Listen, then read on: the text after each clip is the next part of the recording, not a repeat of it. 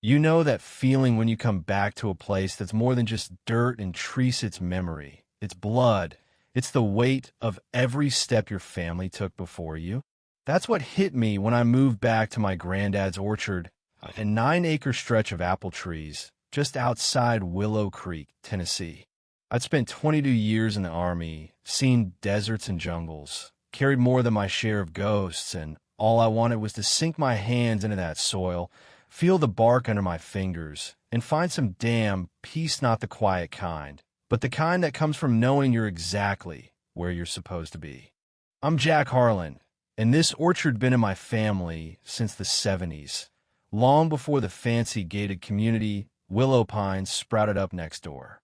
Back then, it was just us and the trees Macintosh, Honeycrisp, gala sprawling under the open sky.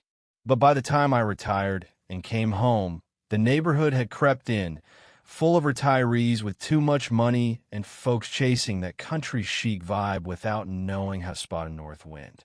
Most were decent enough, waved when I passed with my old Ford tractor, but the HOA? That was a different beast. See, a zoning quirk from '98 put my northern fence just inside their boundary, and they decided the gravel path to my barn was shared access. I didn't fight it, fix their potholes, even showed up to one of their potlucks with a pie. But I wasn't one of them, and they made sure I felt it, calling me Mr. Harlan like I was some outsider in my own dirt. Then came Lisa Caldwell. I'll never forget the first time I saw her late spring, blossoms fading, and this cherry red Mercedes convertible purrs down the path like it owns the place. Blonde hair whipping in the wind, sunglasses bigger than her face. She barely glanced at me as she sped by, engine growling like a middle finger. I found out later she was some hotshot real estate developer from Nashville, moved into the biggest house on the block, the one with marble columns and a fountain that looked like it belonged in Vegas. Word was she'd sued her last HOA over a neighbor's dog barking too early. I figured, live and let live, right? We had nothing to do with each other, her with her landscaped empire, me with my calluses, and a barn that leaned just a bit to the left. That changed when I found the tire tracks. They cut through my eastern orchard like a scar, deep ruts slicing between rows of Fuji and Granny Smith. A few branches snapped, a young tree scuffed, and an irrigation line busted clean open. I followed the tracks, heart sinking, and realized someone had used my land as a shortcut. I called the HOA, sent photos, kept it civil. They said they'd look into it.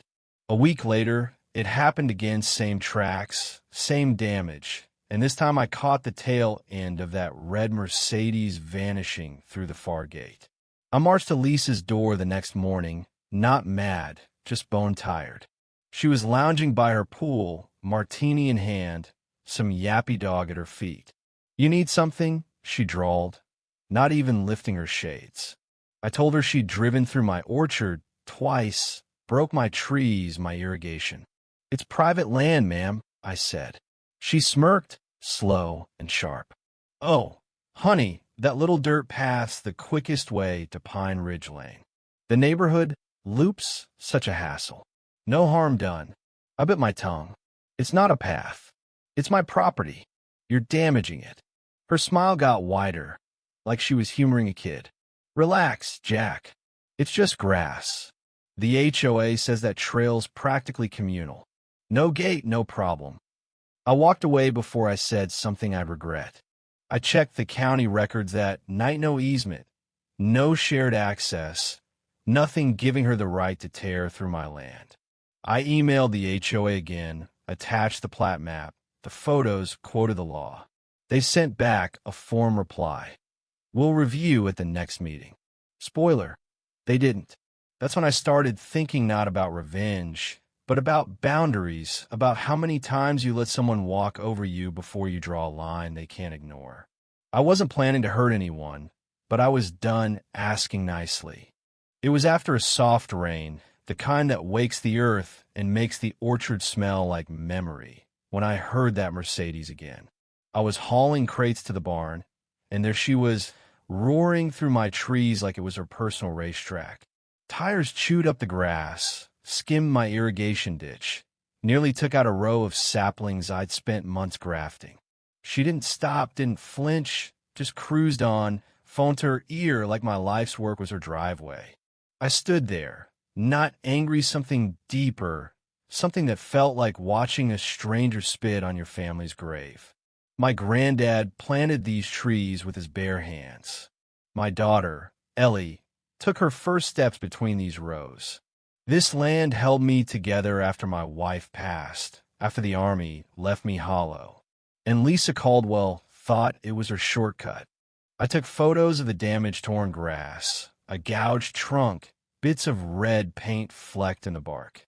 I emailed the HOA, short and sharp. Resident trespassing, causing damage. Attached evidence. Act now. Their reply came 3 days later, one sentence. We'll discuss at the next meeting. That was 20 days away. I called, got some syrupy voice secretary who said the HOA couldn't handle personal disputes unless it was their land. Is Lisa on your board? I asked. A pause, then, off the record, Mr. Harlan, she's influential. Her family funded the community gate. Maybe put up a gate of your own. That was it. They weren't just ignoring Methy, were protecting her. That's when I decided to dig the trench. Not a trap, not some cartoon villain scheme, just a boundary, legal and clear. I called the county, checked the codes, filed a permit for a runoff retention trench to protect my soil. Perfectly above board. I woke before dawn each day, dug by hand at first, blisters forming under my gloves. 6 feet wide, for feet deep, sloping on one side, sharp on the other. I lined it with hay, covered it with planks and leaf netting so it blended into the orchard floor. I posted signs big, bold, military stencil font. Private property.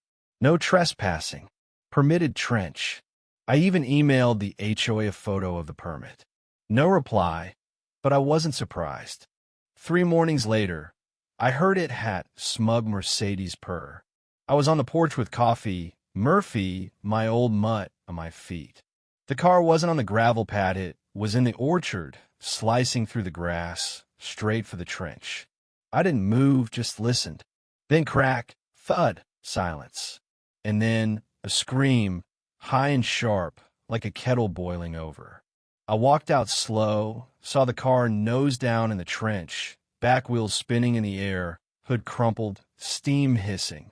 Lisa was standing in the grass, stilettos sinking, one sunglass lens cracked, screaming, "You did this! This is attempted murder!" I stayed calm, pulled the permit from my pocket. "This is private property, Lisa. You were warned twice in person, signs posted, emails sent. This is a legal trench." She slapped the paper from my hand. "You're finished, Jack. Do you know who I am?" I crossed my arms. "Yeah, you're the lady who doesn't read signs." The sheriff showed up 20 minutes later, Deputy Sarah Klein, a local I'd known since she was a kid. She looked at the car, then at me, face unreadable. Lisa was still ranting, demanding my arrest. Sarah asked for her license, then mine, and I handed over the permit, photos, emails. She read every word, radio dispatch, then turned to Lisa. "Ma'am, this is private land. The trench is legal. You've got no business being here." Lisa's face went white.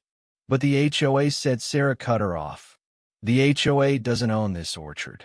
Jack does." Lisa burst into tears, not sad ones, just pure, entitled rage. I thought that'd be the end, but Lisa wasn't one to back down.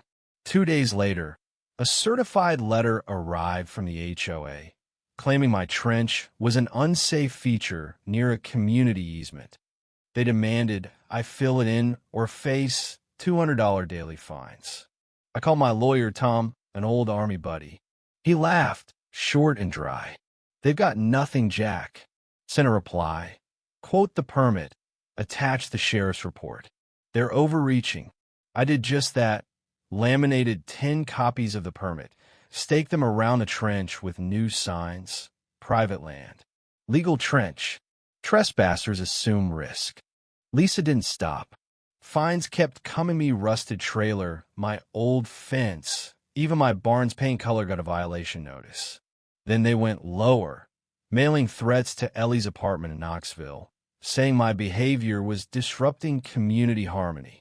She called me, voice shaking. Dad, they're coming for me now? I told her it was handled, but inside I was boiling.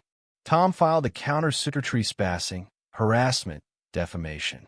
We subpoenaed HOA records, found emails between Lisa and the board chair, Greg Voss, plotting to bleed me out with fines. The neighborhood started to shift. Folks I'd never met stopped by, brought pies, offered to fix my irrigation. A note appeared in my mailbox and signed, "Thank you for standing up." I held an apple picking day, got permits, invited everyone. Kids ran through the rows, parents took selfies. A local news crew called it a veteran's fight to save his legacy. Lisa watched from her mansion, seething. Then she sued me $300,000 for her car, emotional distress, agricultural entrapment. Tom just grinned. She's digging her own grave now. The real turning point came at a city council meeting. I stood up, no suit, just boots and a flannel, and told them everything: Lisa's trespassing, the HOA's bullying, the letters to my daughter. Neighbors stood with me, even the tow truck driver who pulled her car out. The council voted to remove Lisa from the HOA and audit the board. She left town a week later, her house up for sale, her name erased like it never mattered. The orchard's still here, same as always: patchy grass, leaning trees, apples heavy on the branches. The trench stayed too, painted bright, surrounded by wildflowers, a quiet legend now. Parents point at it, tell their kids, that's where the lady with the fancy car learned her lesson. I don't gloat, just nod. Ellie came home for Thanksgiving, and we stood on the porch, coffee in hand, fog curling over the trees. "What now, Dad?" she asked. I looked out at the orchard, felt the weight of every root, every fight. Now I live. So what do you think?